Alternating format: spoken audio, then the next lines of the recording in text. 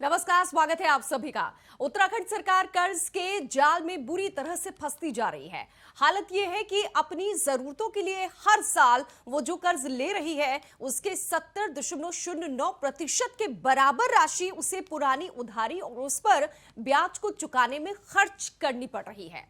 ये सब बातें हम नहीं बल्कि कैग रिपोर्ट सदन के पटल पर रखने से साफ हुई है। कैग रिपोर्ट के मुताबिक राज्य सरकार के द्वारा कुल उधार पर ऋण और उसके ऊपर ब्याज के पुनर्भुगतान की प्रतिशतता अधिक होने का इसका खास फायदा नहीं हो पाता है।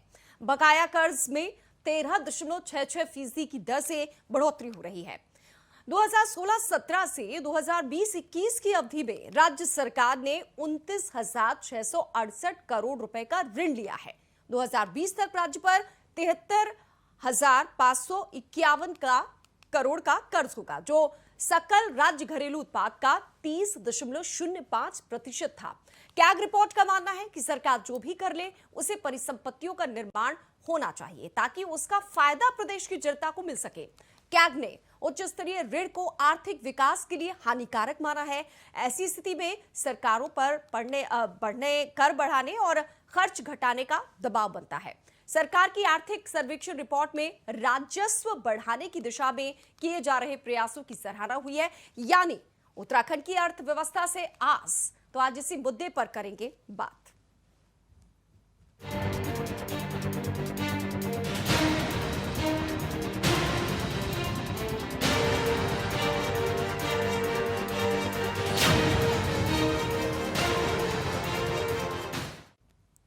कैग रिपोर्ट के बाद सियासत शुरू हो गई है।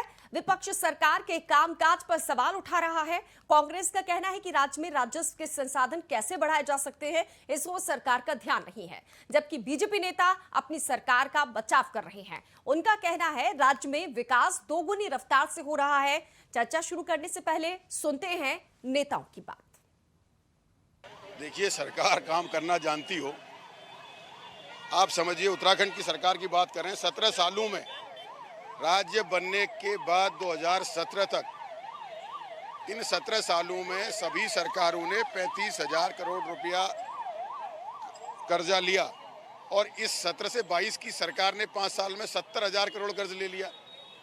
राज्य को 1,05,000 करोड़ के कर्जे में डुबा दिया। आप और हम और हमारे बच्चे प्रति व्यक्ति पर 92,000 रुपये का कर्जा है जो पैदा हुआ है। ये हमारी सरकार की हाल है। कि हमने एक दृष्टि पत्र चुनाव से पहले तैयार किया था और माननीय मुख्यमंत्री जी और पूरा प्रदेश संगठन इस बात को लेकर आगे बढ़ रहा है कि जो दृष्टि पत्र में हमने बातें कही थी उनको जल्दी से जल्दी पूरा करें।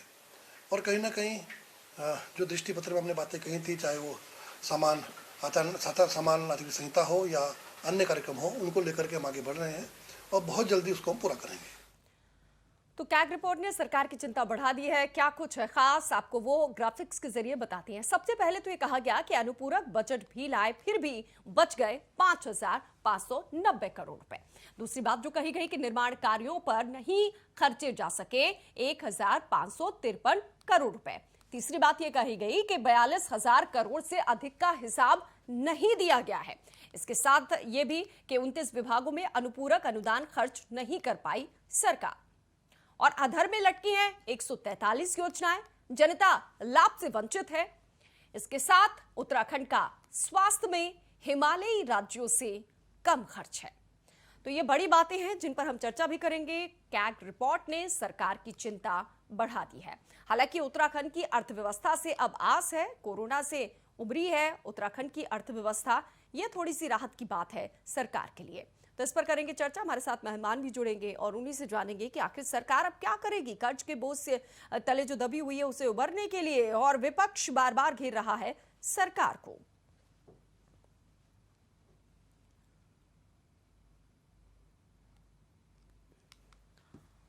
तो कैग रिपोर्ट जो रखी गई है उसकी प्रमुख बातें भी हमने आपको बताई। जिस तरीके से सियासत हो रही है उसके बाद एक के बाद एक जो विपक्ष के नेता हैं वो बयानबाजी भी कर रहे हैं। अब उत्तराखंड सरकार कर्ज के जाल में बुरी तरीके से फंसती जा रही है। हालत यह है कि अपनी जरूरतों के लिए हर साल वो जो कर्ज ले रही है उसके 70.09% के बराबर राशि उसे पुरानी उधारी और उस पर ब्याज को चुकाने में खर्च करनी पड़ रही है। अब आप सोचिए, जो आप ले रहे हैं अगर उसमें से भी आप विकास से ज्यादा 70% आप वो जो राशि है वो पुरानी उधारी और उस पर ब्याज को चुकाने में खर्च कर देंगे तो 30% ही तो सिर्फ विकास हुआ ना। ये सब बातें हम नहीं कह रहे हैं, बल्कि कैग रिपोर्ट सदन के पटल पर रखने से साफ हुआ है। कैग रिपोर्ट के मुताबिक राज्य सरकार के द्वारा कुल उधार पर ऋण और उसके ऊपर ब्याज के पुनर्भुगतान की प्रतिशतता अधिक होने से इसका खासा फायदा नहीं हो पाता है। बकाया कर्ज में 13.66% की दर में बढ़ोतरी हो रही है। 2016-17 से लेकर अगर अभी तक की बात की जाए, यानी कि 2020 से 21 की अवधि से में राज्य सरकार ने 29,168 करोड़ रुपए का ऋण लिया और 2020 तक राज्य सरकार 73,551 करोड़ का कर्ज ले चुकी है, जो कि सकल राज्य घरेलू उत्पाद का 30% से ज्यादा है। यानी 30% की अगर बात की जाए तो 30.05% था। कैग रिपोर्ट की मानना है कि सरकार जो भी कर ले उससे उबर नहीं पाएंगे। फिलहाल हमारे साथ मेहमान जुड़ रहे हैं, उनसे तारुफ करवा देते हैं। इस चर्चा में भाग ले रहे हैं सबसे पहले तो बीजेपी के प्रदेश प्रवक्ता जुड़ चुके हैं शादाब शम्स साहब, और इसी के साथ कांग्रेस के प्रदेश उपाध्यक्ष भी जुड़े हैं मथुरा दत्त जोशी साहब। दोनों का बहुत बहुत स्वागत है। शुरुआत शादाब जी आपसे ही करना चाहेंगे। कोरोना से तो उबरी है सरकार, अर्थव्यवस्था की अब आस है, लेकिन ये जो कर्ज का बोझ तले दबती जा रही है उसका क्या आप लोग समाधान निकालेंगे? देखिए, मैं इतना जरूर कहूंगा कि हम सब जानते हैं कि पूरा प्रदेश नहीं, पूरे देश की सरकारें, पूरी दुनिया की सरकारें, अलग अलग देशों की सरकारें कोरोना काल के बाद चौपट हो गई। फिर उसके बावजूद सब लोग खड़े हुए, और हम तो उत्तराखंड तो तीर्थाटन और पर्यटन, हमारा तो आजीविका उससे जुड़ी है। और मैं ये कहता हूँ कि अगर जो हमारी आजीविका है 2 साल से तो ठप पड़ी थी, हमारी फाइनेंशियल पोजीशन और ज्यादा क्राइसिस में है। ये ऐसे ही मान लिया जाए जैसे घर परिवार के अंदर दिक्कतें आती हैं लोगों को और कम बजट में खर्च चलाना पड़ता है, और अपनी दुकान चलाने के लिए कई बार लोग सरकार से ऋण लेते हैं, बैंकों से लोन लेते हैं, अपनी लिमिट लेते हैं, उस लिमिट का इन्वेस्टमेंट किया जाता है और फिर अपने कारोबार को बढ़ा के आगे उससे आगे बढ़ा जाता है। और मैं धन्यवाद दूंगा देश के यशस्वी प्रधानमंत्री और अपनी डबल इंजन की सरकार को, जिन्होंने 12,000 करोड़ ऑल वेदर रोड में हमें दिया, जिन्होंने पहाड़ पे ट्रेन चढ़ाने के लिए हमें हजारों करोड़ रुपए वहां से मिला। तो कई हजारों करोड़, 1.5 लाख करोड़ के करीब पिछली बार जो पिछली सरकार है उससे हमने बताया कि 5 साल में हमें मिला। तो ये अपने आप में बताता है कि जितना हमारा बजट है इतना तो हम डबल इंजन की सरकार से एक्स्ट्रा हाथ पैर जोड़ के ले लेते हैं। वो तो कोई हमारे लिए, हमारी सरकार के लिए कोई बहुत बड़ा खतरे की घंटी नहीं है। हाँ, हम अपने पैरों पे खड़ा हों, प्रदेश जिम्मेदारी के साथ लाइन से खड़ा हो, ये जरूरी है। और उसके लिए हमने देखा कि जिस प्रदेश के अंदर तीर्थयात्रा और पर्यटन एक साल के अंदर 30 से 35 लाख लोग आते थे, आज वहाँ 1 महीने के अंदर 25 लाख लोग आ गए।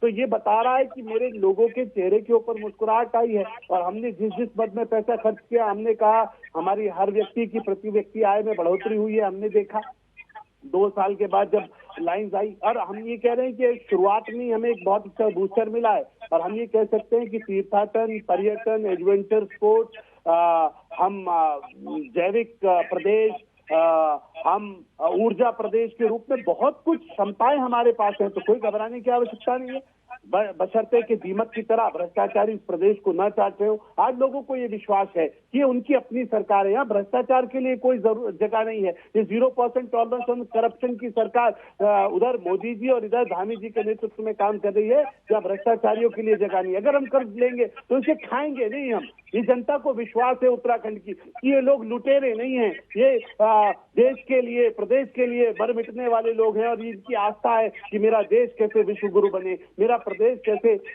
देश का नंबर 1 स्टेट बने। इस सोच, इस विजन के साथ हम लोग आगे बढ़ रहे हैं। और एडवेंचर टूरिज्म हो, तीर्थाटन हो, पर्यटन हो, हर दिशा में हम बहुत अच्छा काम कर रहे हैं। हमने कृषि के क्षेत्र में, अभी आपने देखा होगा, जैविक कृषि के क्षेत्र में हमने अवार्ड लिया। हम फिल्म फ्रेंडली स्टेट बने हैं, उसमें हम बहुत अच्छा दिशा से आगे बढ़ रहे हैं। तो इसमें कोई शक नहीं है, हम बहुत मजबूती के साथ उत्तराखंड आगे बढ़ रहा है। और ये जो कर्ज है, ये कर्ज की बात तो छोड़ दीजिए, उत्तराखंड लीड युवा मुख्यमंत्री के नेतृत्व में अब लीड करने के लिए तैयार है। हम देश का नंबर 1 स्टेट बनेंगे। और जो खर्च की बात कर रहे हैं, हमें अपनी कमाई बढ़ानी है, हमें खर्च से घबराने की जरूरत नहीं ठीक है, है। हमें कर्जों से घबराने की जरूरत नहीं है। उस दिशा में हम आगे बढ़ रहे हैं। बहुत सारे इन्वेस्टर्स हाथ फैला के स्वागत आना चाह रहे हैं यहाँ पे, हम उनका स्वागत कर रहे हैं और मुझे लगता है बहुत जल्द आपको बहुत नए इन्वेस्टमेंट उत्तराखंड में दिखाई देंगे।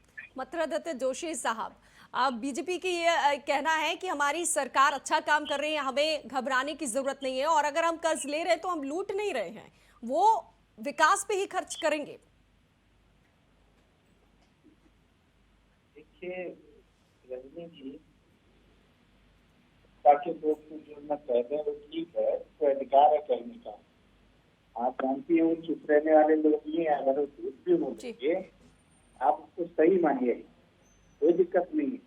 आप लगा लीजिए, आपने सरकार को कर्ज दे रखा है लगभग 7,000 करोड़ रुपया, तो उसको ब्याज आ रहा है। और आपके पास जो आपके पास धन आना चाहिए था, जो कलेक्शन आपका है वो 15,000 करोड़ का है। और आपकी तनख्वाह और पेंशन को लगाकर 30,000 करोड़ का नॉन प्लान का खर्चा है आपका। 17,000 करोड़ आपकी तनख्वाह जाती है, 13,000 के करोड़ के लगभग आप पेंशन और अन्य मद में खर्च करते हैं। और जो बजट आया है, जिस तरीके का बजट आया है, उस बजट में आपने कहीं ये नहीं दर्शाया है कि आप डेफिसिट को, जो नुकसान है, जो घाटा हो रहा है, उसकी प्रतिपूर्ति आप कहाँ से करेंगे। तो कई चीजें हैं। अब क्या कहा जा सकता है, ठीक है, लेकिन दुर्भाग्य आदि मानिए, उसके बाद भी भाजपा के लोग मानने को तैयार नहीं है कि यहाँ पर लूटने की बात कहाँ आ गई। इसमें किसने कहा कि भाजपा लुटेरी है या किसने कहा प्रदेश को लूट रहे हो। हम ये कह रहे हैं कि भाई आप कर्ज पे कर्ज लिए जा रहे हो, उसका मूल ही 7,000 करोड़ वापस करना है, आपको ब्याज वापस करना है। मूल आप कितना वापस करोगे, कहाँ उससे वापस करोगे, आपकी अर्निंग है नहीं, आप किस तरह से काम करोगे, ये कोई स्पष्ट नहीं है। कैग की रिपोर्ट आई है, कैग की रिपोर्ट में स्वास्थ्य में इनको घेरा है, सिंचाई में इनको घेरा है। अभी बिजली प्रदेश की बात कर रहे हैं कि विगत 5 वर्षों में एक भी बिजली का नई यूनिट नहीं लगी है। आप कहें, चाहे पन बिजली की बात करें, चाहे आपकी परमाणु ऊर्जा की बात करें, चाहे आप ताप बिजली की बात करें, उनमें से कहीं भी कोई ऐसा कोई प्लांट स्टैब्लिश नहीं हुआ कि आप कहें कि आप बिजली उत्पादन में आप आगे बढ़ रहे हैं। जितना बिजली का उत्पादन हो रहा था उतना ही है। बेरोजगारी का आलम आप देख लीजिए, कितना बड़ा बेरोजगारी का आलम है कि विगत 5 वर्षों में एक भी नियुक्ति नहीं हुई। इनका 6ठा साल कार्यकाल चल रहा है और उस कार्यकाल में देख लीजिए क्या स्थिति है कि कल चंपावत जो मुख्यमंत्री का निर्वाचन क्षेत्र है, जहां से मुख्यमंत्री जी 54,000 वोटों से जीत के आए हैं, और वहां देखिए कल, आज 15 दिन नहीं हुए, 3 तारीख को रिजल्ट आया है, आज 15 दिन नहीं है, कितना बड़ा आक्रोश नौजवानों में फूटा है। वो मुख्यमंत्री का निर्वाचन क्षेत्र है। ये उत्तराखंड के लिए बड़ी चिंतनीय विषय है। हमारी तो ये मानना है कि सरकार को इस पर सोचना पड़ेगा, सरकार को विचार करना पड़ेगा कि आप इतनी परेशानियों को कैसे पूरा करेंगे, कहाँ से पूरा करेंगे, ये हम समझ नहीं सकते हैं। ये बड़ी बड़ी बातें कहते हैं कि साहब, इन्होंने कहा कि अभी मेरे बड़े सम्मानित मित्र है, प्रिय भी हैं मेरे, मैं निवेदन उनसे करूंगा कि भाई थोड़ा सा हिसाब से बात होनी चाहिए। तो इंतजार कर रहे हैं कि आपकी बात कंप्लीट हो तो वो जवाब दें। जोशी साहब, उनके पास चलिए। हाँ, बहुत धन्यवाद। मैं इतना जरूर कहूंगा कि अभी बहुत सारे गंभीर प्रश्न कांग्रेस के वरिष्ठ नेता और हमारे बहुत आदरणीय मथुरादत्त जोशी जी जिन्होंने उठाए। उन्होंने कहा कि खर्च तो ठीक है, लेकिन इनकम कहाँ से हो। सरकार की जिम्मेदारी होती है। इतने सारे आईएएस दिखाए हुए हैं, ये इसीलिए दिखाए हैं कि बताएं कि इनकम कहाँ से होगी, तभी सरकार चला रहे हैं। और इसलिए मैंने कहा कि जीएसटी, हमारे यहाँ जीएसटी पूरी तरह से समाप्त हो गया था, क्योंकि इनकम नहीं हो रही थी। इनकम इसलिए नहीं हो रही थी क्योंकि टूरिस्ट नहीं आ रहा था। हमारी डिपेंडेंसी तीर्थाटन और पर्यटन का है। मैंने बताया, अगर यात्रा हमारे लिए आस्था का मामला है तो आस्था के साथ साथ वो हमारी आजीविका से भी जुड़ी है। और मैंने आपको बताया, जब पूरे साल में, आज से पहले पूरे साल में लगभग 30 से 35 लाख लोग आते थे, यहाँ एक महीने का डाटा 25 लाख कर रहा है, क्रॉस कर रहा है। ये बताता है कि 1 करोड़ के करीब ये जाना है। अगर ये 1 करोड़ जाएगा तो पैसा रखने के लिए जगह नहीं होगी, मेरा वादा है, रखने के लिए जगह नहीं होगी। कांग्रेस कह रही है ना कि कहाँ से आएगा ये जो रेवेन्यू जनरेट होता है, कहाँ से रेवेन्यू जनरेट होता है? खनन हमारे पास है, संपदाएं हमारे पास है, हमारे पास दुनिया की सबसे जो वैल्यूएबल चीजें हैं वो हमारे पास है। तो चिंता मत कीजिए। प्रदत्त जोशी साहब, जवाब मिल गया ना आपको कि कहां से सरकार के पास पैसा हो गया? उन्होंने जवाब दे दिया आपको? जी, मैं बता रहा हूँ आगे थोड़ा सा। मैं उत्तर दे दूं। मेरा उत्तर पूरा आने दीजिए, आगे नहीं है, पूरा उत्तर आने दीजिए। अच्छा लगेगा मुझे, आप फिर उत्तर दीजिएगा। मैंने कहा, आपने एक बात, आपने कहा सर 2 मिनट से समझ लीजिए। शादाब जी पहले संतुष्ट है कि नहीं, थोड़ा उनकी प्रतिक्रिया ले लेते हैं, वो ज्यादा बेहतर होगा। हाँ, मेरी एक सप्लीमेंट्री है, इसी में सप्लीमेंट्री है, माफ कीजिएगा। आपने अभी तीर्थाटन की बात की, क्या आप मुझे ये जानकारी दे सकते हैं कि वर्ष 2021-22 और अब जो वर्ष चल रहा है 22-23, आपने कहा कि 30 लाख पर्यटक यहाँ आ गया है। मैं ये जानकारी है 25 लाख 25 लाख 20 लाख पर्यटक तीर्थयात्री और 5 लाख पर्यटक। मैं ये पूछना, मेरा सवाल है कि सरकार की तीर्थाटन से कितनी आय हुई है, क्या इसकी जानकारी आप मुझे दे पाएंगे? जी, मैं ये कह रहा हूँ कि हेलो जी जी, ये कह रहे हैं कि इसकी भी जानकारी दी जाए। 10 साल जो सरकार में रहे हो, अगर उन्हें इतनी जानकारी नहीं है कि तीर्थयात्री आता है, वो यहाँ खाते हैं, पीते हैं, रहते हैं, अगर इनकी जानकारी नहीं है तो ये मुझे दुर्भाग्यपूर्ण लगता है। लेकिन मैं ये कह रहा हूँ, आप उत्तर मेरा उत्तर आने दीजिए। बार बार बोलेंगे तो मैं उत्तर नहीं दे पाऊंगा पूरा। माफी चाहूंगा आपसे, मैं पूरा उत्तर दे दूँ, उसके बाद बीच में आप इधर से बोलेंगे तो मुझे अच्छा लगेगा। मुझे बीच में बोलेंगे, मैं आपको सुन नहीं पा रहा हूँ। मान्यवर, मेरा सवाल समझ लो, मैं क्या कह रहा हूँ। ये 10 साल निश्चित रूप से हमारी सरकार रही, ये मैं भी जानता हूँ कितनी आएगी। आपने कहा ना हम तीर्थाटन से कमा रहे हैं, हम खनन से कमा रहे हैं। अरे सर सुन तो लीजिए ना, आपका आबकारी का पैसा 3,500 करोड़ रुपए आबकारी से आया है। आप लगा लो खनन से 1,000 करोड़ की आय भी नहीं होती आपके यहाँ। 1,000 करोड़ आप मुझे बता दीजिए विगत वर्ष खनन से कितनी आई हुई है, मैं उसका आंकड़ा मेरे पास भी है, मैं बता दूंगा आपको। मैं सर, आप अनुमति देंगे तो मैं दूंगा ना उत्तर, आप थोड़ा सा समय दे जोशी दीजिए। साहब, अब वो बता रहे हैं, आपने सवाल किया, जवाब ले लीजिए। मैंने कहा कि उन्होंने 2-3 प्रश्न उठाए, वो बीच में गायब करने की कोशिश कर रहे हैं प्रश्न को। इन्होंने कहा स्वास्थ्य में, अरे अगर हमने कर दिया तो हमने पूरे उत्तराखंड को मुफ्त उपचार दिया। ये हमारा काम है, प्रत्येक उत्तराखंडी को 5 लाख रुपए का मुफ्त उपचार, ये होती है सरकार की ईमानदारी। आज हम कर्जदार हैं, हमने अपने प्रदेश के लोगों से कह दिया कि जब तक हमारी सरकार रहेगी उत्तराखंड में, हम किसी को बेइलाज, किसी के बच्चे को पैसे के अभाव में मरने नहीं देंगे। ये है सेंटिमेंट वाली सरकार। हमें अपनी जेबें नहीं भरनी, अपने लोगों के दुख दर्द को दूर करना है। इसलिए मेरे युवा मुख्यमंत्री ने, मेरे पूर्व मुख्यमंत्रियों ने, मेरी सरकारों ने ये तय किया कि हम कर्जे में जी लेंगे, हम हाथ टाइट में हम अपने खर्चों को कंट्रोल कर लेंगे, लेकिन हम अपने लोगों को मुफ्त उपचार दें। गरीब को मरने नहीं देंगे, बीमारी से किसी माँ बहन बेटी को मरने नहीं देंगे। ऐसा नहीं होगा इस प्रदेश के अंदर कि किसी को इलाज कराना है तो ससुराल वालों ने कह दिया हम इलाज नहीं करा सकते, अपने मायके चले जाओ। तो ये हामी भाई बन के खड़े हैं। ये भारतीय जनता पार्टी की सरकार खड़ी है कि चिंता करने की आवश्यकता नहीं है, तुम्हारे साथ कोई ना हो, तो भारतीय जनता पार्टी की उत्तराखंड सरकार अपने लोगों के साथ खड़ी है। ये होती है ईमानदारी, लेकिन कांग्रेस नहीं समझ पाएगी। आपने कहा कि सर सुन लीजिए ना, आपने कहा योजनाओं में क्या क्या, बिजली पन योजना में हमने, पन बिजली योजना में क्या क्या, 13 योजनाओं का 3 दिन पहले मुख्यमंत्रियों ने, माननीय मुख्यमंत्री पुष्कर धामी जी ने शिलान्यास किया। सोलर एनर्जी में हमने ऐतिहासिक काम किया। जोशी साहब सवाल करें उसके पहले शादाब जी सुनिए ना थोड़ा सा, जो कैग रिपोर्ट में शादाब जी आपने जो बात कही उसी से जुड़ा हुआ है कि उत्तराखंड का स्वास्थ्य में हिमालयी राज्यों में कम खर्च हुआ है, ये कहा जा रहा है कैग रिपोर्ट में। तो आप स्वास्थ्य की तारीफ कर रहे हैं ना? हाँ, मैं ये कह रहा हूँ, बिल्कुल ठीक कह रहे हैं। हमने अपने उत्तराखंड को मुफ्त उपचार दे दिया, सारी जिम्मेदारी उत्तराखंड सरकार ने ले ली। आदरणीय जोशी जी बैठे हैं, उनको भी 5 लाख रुपए का मुफ्त उपचार हमने दे दिया। अगर ये हमारी जो ताकत है, मुझे नहीं लगता सर के विपक्ष संतुष्ट है, इसीलिए जोशी साहब का एक और सवाल वो सुनते हैं, क्या सवाल है? आपके जवाब से संतुष्ट हैं जोशी जी?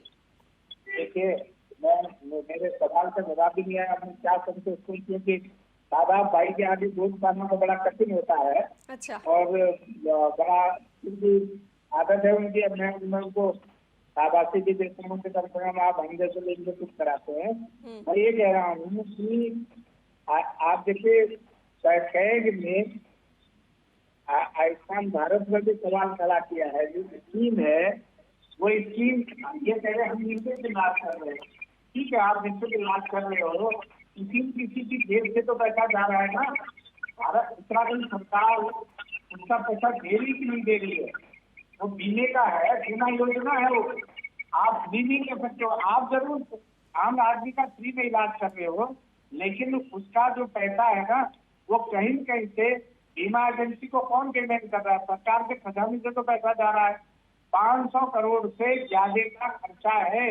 अभी एग्जैक्ट फिगर आप कहें तो मैं ढूंढ रहा हूँ, मैं निकाल दूंगा। 500 करोड़ से ज्यादा का खर्चा है उसमें, जो आपकी आयुष्मान भारत है। आपने ठीक है करा दिया, बिना खर्च के, बिना सेंक्शन दिए 43,000 करोड़ रुपया इन्होंने खर्च कर दिया, बिना सेंक्शन दिए। आपके सारे समाधान पत्रों में है, आपके सदन में आ गया।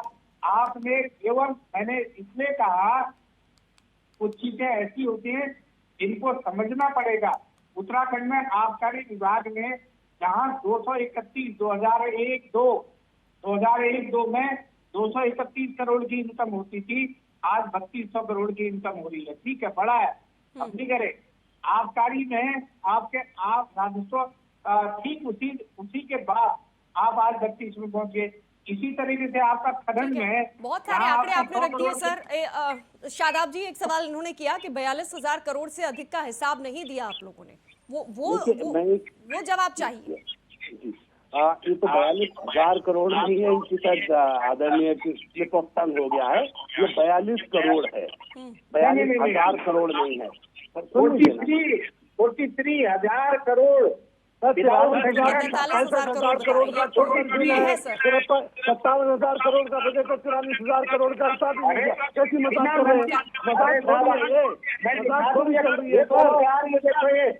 ये अखबार दे रहा हूँ मैं सामने, ये कह रहा, ये हिंदुस्तान अखबार है, मैं पढ़ रहा हूँ, कह रहा हूँ। नहीं, आप क्या कह रहे? 43,000 करोड़ का कौन सा दिया? विधानसभा की कैग ने सवाल खड़ा किया है कि विधानसभा की मंजूरी के बिना सरकार ने 43,000 करोड़ 43,000 करोड़ रुपए खर्च कर दिए। मैं वर्षवार आंकड़ा कहते तो वो भी दे सकता हूँ आपको। जोशी साहब जवाब ले लीजिए, वो तो वैसे संख्या कम कर रहे हैं, जवाब लेते हैं उनसे।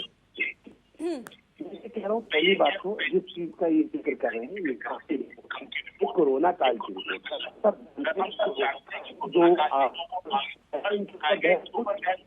जो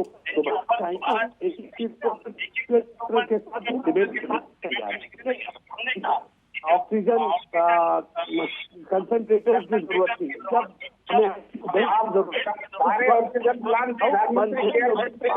अनुमति दीजिए।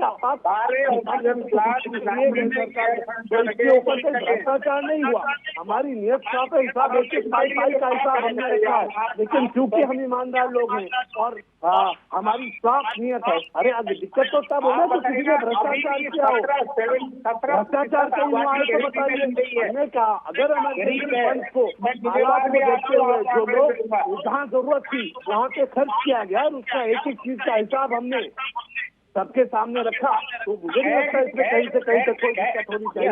और अरे कोई बात नहीं ना, कैग भी तो बहुत कुछ बोला, हमारे ऊपर भ्रष्टाचार के आरोप तो नहीं लगाए, हमारे ऊपर गबन के आरोप तो नहीं लगाए। हाँ, जो हिसाब किताब है एक एक चीज का हिसाब सबके समक्ष है। या तो ये कह दीजिए कि विपक्ष बिल्कुल निकम्मा और नाकारा था, उसको पता ही नहीं चला कि हमने कहीं घोटाला कर लिया और उसकी जबान से आवाज भी नहीं उठाई।